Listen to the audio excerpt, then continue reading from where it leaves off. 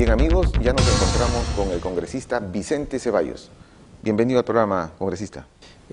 Paco, muy a gusto de poder compartir esta jornada de trabajo contigo y sobre todo siendo partícipe de un programa tan prestigioso. Congresista, esta nueva ley universitaria, este proyecto de nueva ley universitaria que se está discutiendo, ¿qué es lo que aborda? ¿Por qué la necesidad de dictar una nueva ley universitaria? Bueno, en primera instancia creo que es innegable para toda la ciudadanía del país la crítica situación en que se encuentra desde una perspectiva macro lo que es el sistema universitario en su conjunto. Una primera medida fue la promulgación en el mes de noviembre del año pasado de la Ley de Moratoria de Universidades. Por un periodo de 5 años no se puede crear más universidades públicas como privadas. Sin embargo, en esos 5 años el Parlamento se determinó una agenda propia y la primera de ellas era abordar la revisión de todo el marco regulador. En este caso, la revisión de la ley vigente, la ley 23733, que data del año 1982. Y esa primera tarea está siendo abordada por la Comisión de Educación del Congreso de la República en estos momentos. ¿Y cuáles son los aspectos más saltantes de este nuevo proyecto? ¿Qué lo diferencia de la antigua ley universitaria o en todo caso si es similar? No, obviamente no. Toda reforma implica modificaciones y en este caso esperemos que sean sustantivas.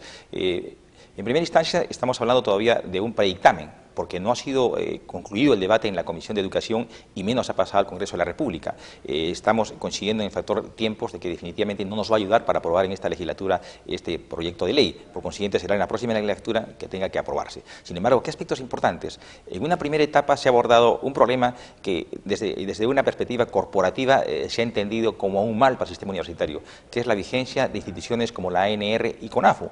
Inclusive un fallo del propio Tribunal Constitucional sugiere la posibilidad de que pueda instituirse la llamada Superintendencia de Universidades.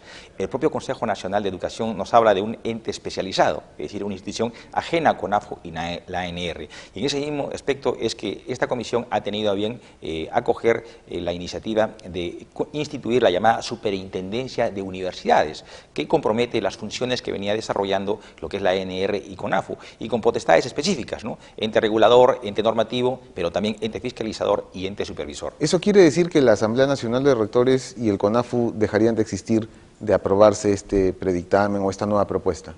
Efectivamente, a pesar de que en la vigencia de una norma el CONAFU ya no tiene más facultades, simplemente está regulando lo preexistente. Y en el caso de la ANR, en principio no tiene un nacimiento constitucional, nace del artículo 92 de la ley universitaria y por consiguiente era perfectamente posible modificarla. Y es cierto, o sea, la Superintendencia de Universidades a futuro pretende absorber las funciones y competencias que venían asumiendo ambas instituciones. Y uno de los aspectos que ha sido muy criticado es la composición. Se habla de que habría una injerencia, no sé si de parte del poder político de turno en la composición de esta superintendencia. ¿Cómo han estructurado esta superintendencia?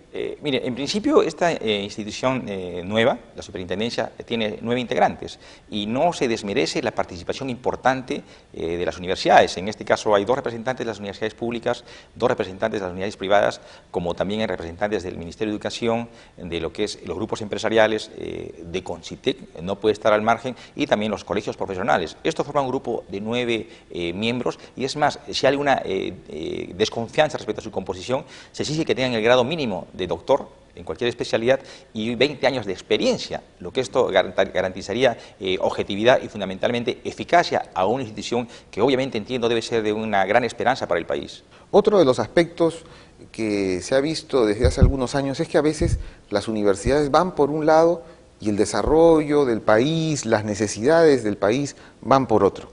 La ley aborda estos temas de fondo, estos temas sustanciales, una universidad que reflexione sobre la realidad del país, que genere propuestas alternativas en todos los ámbitos sociales, académicos, económicos.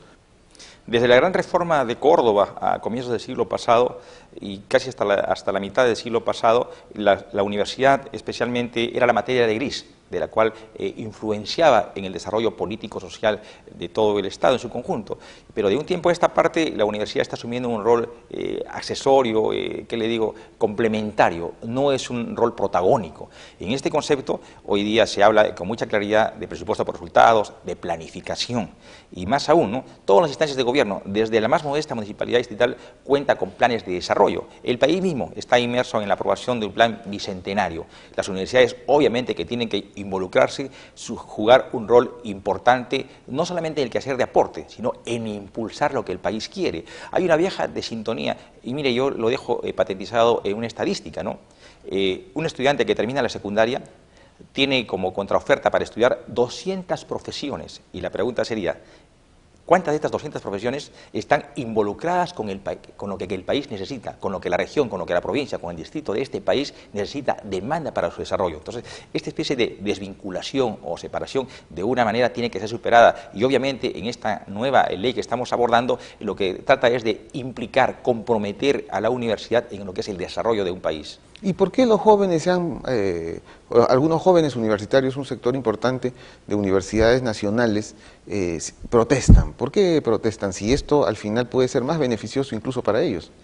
Con el respeto que me merecen ellos, yo lamento decirlo, pero he encontrado un grado importante de desinformación, o quizás de repente ha habido un pecado en que no se ha sensibilizado los contenidos oportunamente de esta ley, ¿no? Inclusive se nos ha sugerido, porque después de su marcha el día jueves pasado hemos tenido una reunión con los dirigentes, el archivamiento de esta ley, pero esta ley ha sido consensuada, sensibilizada, hemos realizado distintos foros en todo el país, obviamente no podemos realizarlo en cada provincia y en cada universidad del Perú, pero hemos concentrado, ¿no?, en una región macro-sur, macro-norte, en el centro del país. Hemos recabado opiniones de estudiantes, hemos recabado opiniones de los administrativos, de los docentes y obviamente de las autoridades. Entonces es una ley que cuenta con una contraparte de legitimidad, pero sin embargo hay que destacar algunos aspectos importantes con los cuales los jóvenes están objetando.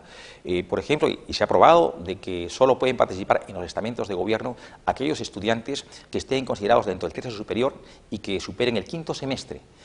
Particularmente para mí, que votaba a favor de estos dos aspectos, me parecen sumamente importantes, porque obviamente el estudiante va a la universidad a estudiar, a capacitarse, a ser más competente, y obviamente debe exigirse cierto rigor en su nivel de rendimiento académico para que también a su vez tenga la oportunidad de esa exquisitez intelectual que tiene, pueda abordarla en mejoría de sus colegas estudiantes, siendo partícipe de los estamentos de gobierno. Y por otro lado también, cuando se exige que debe ser de 5º semestre para adelante, obviamente tiene que ser un estudiante que va a representar, que esté debidamente compenetrado con la realidad, con el quehacer, con el entorno inmediato de su universidad.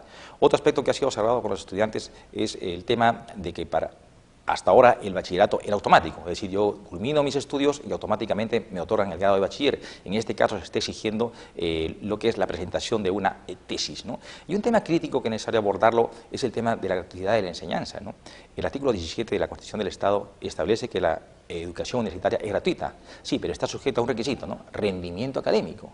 Y en este caso se ha plasmado en el texto de la nueva ley universitaria de que es gratuita, pero en tanto y en cuanto este estudiante tenga buen rendimiento. Si es desaprobado una asignatura, obviamente esa gratuidad la perderá. Me parece lógico y ponderado que el Estado también tenga instrumentos para exigir al estudiante un mejor y un mayor compromiso en su formación universitaria. Bueno, doctor, entonces estos son los aspectos más saltantes. ¿Usted considera que se aprobará esta nueva ley universitaria en el próximo semestre? Sí, yo doy por descontado que sí, más aún cuando está siendo tomado como una materia pública donde el Estado debe estar comprometido. Es decir, esta es una de las grandes reformas que el Estado está esperando. Muy bien, muchas gracias por haber concurrido a nuestro programa. A usted. Y amigos, nosotros pasamos al resumen de las opiniones de nuestros invitados. No estamos en contra de toda la ley, porque hay cosas que son positivas. Tiene que haber una reforma responsable. Se está haciendo una ley para nosotros, sin embargo, ni siquiera se nos ha consultado cuáles son las carencias o cuáles son los potenciales de las universidades. En primera instancia, estamos hablando todavía de un predictamen, porque no ha sido concluido el debate en Comisión de Educación y menos ha pasado al Pleno del Congreso. En el caso de la ANR, no tiene un nacimiento constitucional, nace del artículo 92 de la Ley Universitaria y por consiguiente era perfectamente posible modificarla. En tanto existan coincidencias como en la de generar una reforma, me parece existirán los puentes de diálogo necesarios para crear una propuesta de consenso. Francisco. Efectivamente, Rocío, no se deben romper los puentes de diálogo, pero también debemos no tener miedo al cambio. El sistema universitario debe ser reformado. Cambios que garanticen, eso sí, lo que estiman las partes ya se ha avanzado en el tema, como por ejemplo en algunos derechos laborales de los docentes universitarios. Dejamos hasta aquí el tema que nos convocó esta mañana, pero les recordamos como siempre que cualquier sugerencia o comentario que quieran hacer este programa lo pueden hacer llegar como siempre a nuestras cuentas en las redes sociales. Nos reencontramos el próximo domingo. El próximo domingo, como siempre, aquí en TV Perú. Mucho más que ver.